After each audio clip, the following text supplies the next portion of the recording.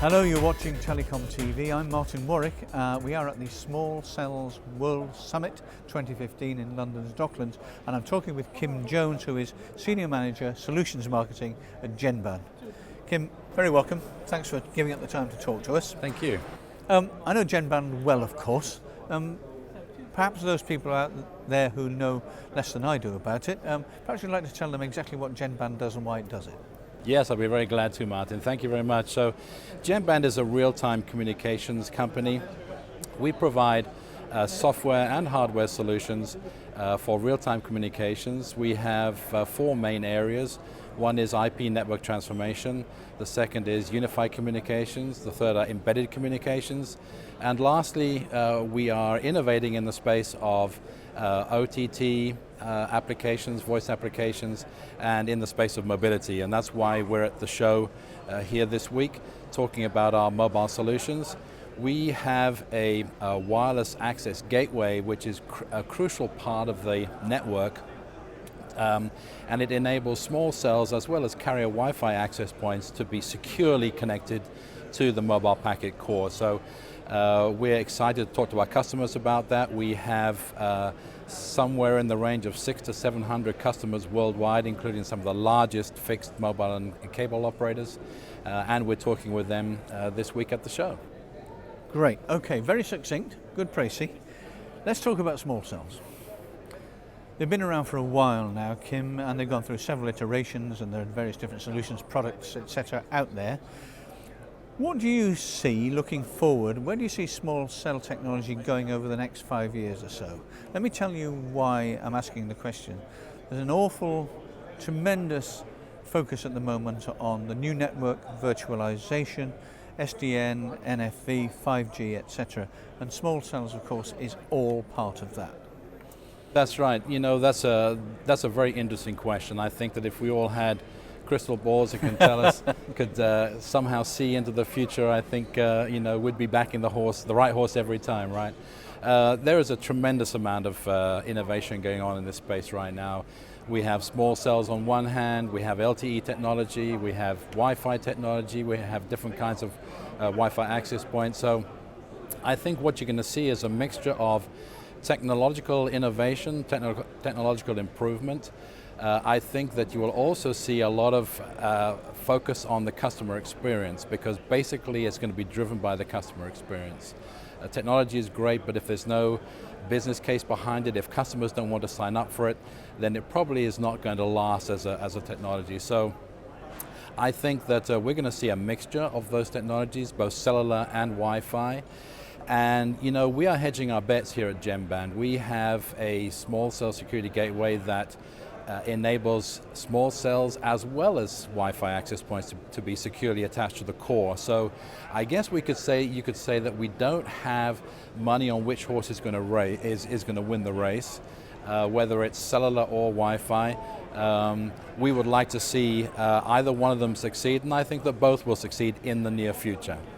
Thank you. Now, one of the big controversies at the moment is what's being generically referred to as LTEU, LAA in standards talk. That's LTE across the public spectrum. How do you think LTEU should be viewed? And I'm asking you this because I explained the background to it. One side of the argument said this is wrong because it's big telcos attempting to get a hammerlock in terms of competition on unlicensed spectrum and holding onto it for as tightly as they can for as long as they can. Others say, actually, usually from the operator community, I might add, it's ultimately a user-friendly method of aggregating data to provide a better service to users.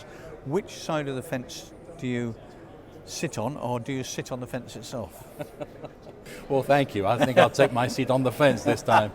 I thought you might say that. And you know, the reason I'm saying that is because I understand the arguments for the technological benefits, if we will, or advantages that LTE may have over Wi-Fi. I think that Wi-Fi also has a lot of benefits over LTE. It's ubiquitous, it's low cost, so many more devices are Wi-Fi enabled than LTE, but the industry might change. History shows that technology can innovate very, very quickly, but I think coming back to an earlier comment, it's all about how the user experience is going to drive the market. So it's going to be a push from technology, but more than anything, it's going to be pull from customers who want to have a seamless roaming experience, and they don't really mind which technology is going to serve their needs, as long as it's a good experience that they're going to get at the end of the day. Thank you. Now, on to 5G. How important are small cells going to be as 5G proper emerges over the next 4 or 5 years? I know there are a lot of discussions going on right now about what 5G really looks like. I don't think that anyone really has the list of requirements of 5G from A to Z. I think that 5G is going to consist of a lot of improvements and innovation in the radio access networks themselves. And we're speaking about not only end users wanting to use access networks like Wi-Fi and LTE for voice, but also data services and increasingly higher bandwidth, higher consumption data rates. But then we've got this thing called the Internet of Things coming along, and connected cars, connected planes, connected trains, connected refrigerators are going to put all sorts of demands on the network. And it's going to be a question of which of those networks, or a combination of those networks, can satisfy all the particular requirements of those devices and end users. So it's a fascinating space, it really is. I mean, 5G is going to be the next major disruption and innovation in this industry. So, you know, day by day, we're just learning everything. We're learning a lot of new things day by day. Okay, a final question to you. If you remember the hype of 2 or 3 years ago, and there was a lot of it, urban small cells were going to be the big thing. So there's small cells in the home, there's small cells in the enterprise, there's small cells in rural and remote areas. But urban was going to be the place where the money was going to be made, where the technology would have the most impact. Simply hasn't happened. It just has not taken place. First question to you is, why do you think that is, and what's the solution to it? And second part of this is, what about specialist services over Wi-Fi, such as voice? Well, you know, I think that small cells have happened. There has been... You just can't see them in the urban environment. That may be because of regulation. You're supposed to disguise them.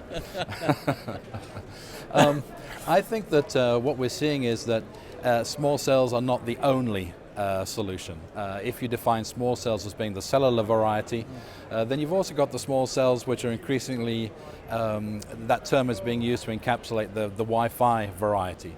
So I think you look at venues, you look at stadium, you look at modes of transportation, you look at the home, you look at enterprise, then the business model needs to match. Cellular is great for macro mobility and outside. Wi-Fi is great for inside. Both technologies have their own advantages and disadvantages, and I think we're going to see going forwards the technology evolving to where Wi-Fi becomes a little bit more like LTE, and LTE may become a little bit more like Wi-Fi.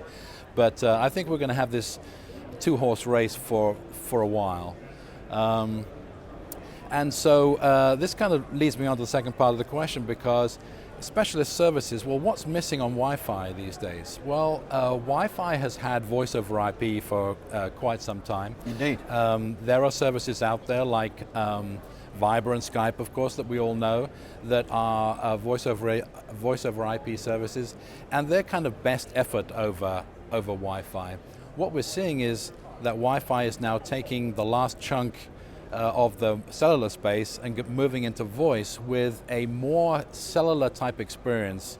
This voice over Wi-Fi or Wi-Fi calling is really blending the security and the seamless roaming authentication aspects that we enjoy from the cellular service and bringing those into the Wi-Fi space.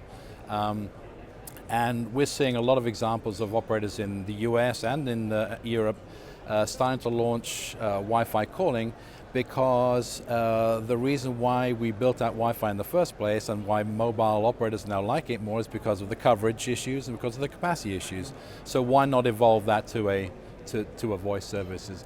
There will always be a need and an interest in an OTT service like a Viber or Skype, or indeed a very important initiative that Genband is rolling out to the market right now called Fring, the Fring Alliance, which is a white label OTT service for service providers to do the opposite, to compete against the OTT world. So, like I say, we have